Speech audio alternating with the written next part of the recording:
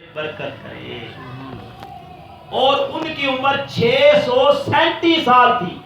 37 سال وہ تھی جس میں انہوں نے سفر کیا. 600 سال ہر ایک دعا کے ساتھ اللہ نے رتن کی عمر 200 سال بڑھا. 3 دعائیں 600 سال ان کی عمر تھی. جنہوں نے ریسرچ کی انہوں نے کہا آخری صحابی ہندوستان کے اندر بابا رتن تھی. آخری صحابی تھا.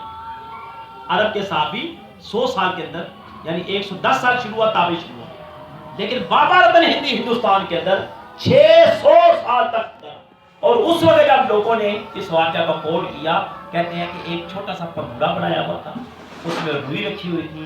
اس روئی کے اندر بابا چونکہ لہیب ہو چکے تھے اور وہ ایسے بولتے تھے جو سننے والے وہ کان لگا کر سنتے تھے. عام بندہ سمجھا کہ چڑیا بول رہی. وہ پورا واقعہ سناتے تھے اور ان کو روٹی دبا کر کوٹ کر. تو وہ پھر انہوں نے کہا کہ یہ سارا گاؤں میرے پوتے پر پوتے تو ہوتے نوازوں, یہ حضور کے نام کی برکت سے سارا گاؤں میری ہی نسل کا بات. اتنی بڑی افاقیت پیغمبر رسول صلی اللہ علیہ وسلم. مائیکل ہارٹ نے لکھا دا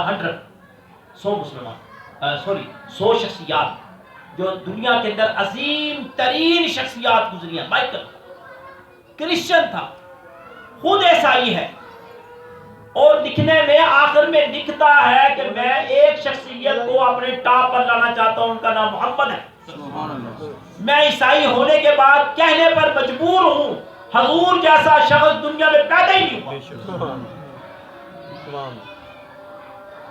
ہم کہاں پیغمبر کو سمجھ سکیں؟ ہم تو ایسے بدنصیب لوگ ہیں کہ آج تک حضور علیہ السلام کی ذات کے اوپر گفتگو کر رہے ہیں, حضور کے علم کے اوپر گفتگو کر رہے ہیں, حضور کی شان کے اوپر گفتگو کر رہے ہیں, حضور کی عظمت کے اوپر گفتگو کر رہے ہیں. اب تو یہ گفتگو ختم ہو جاتی ہے.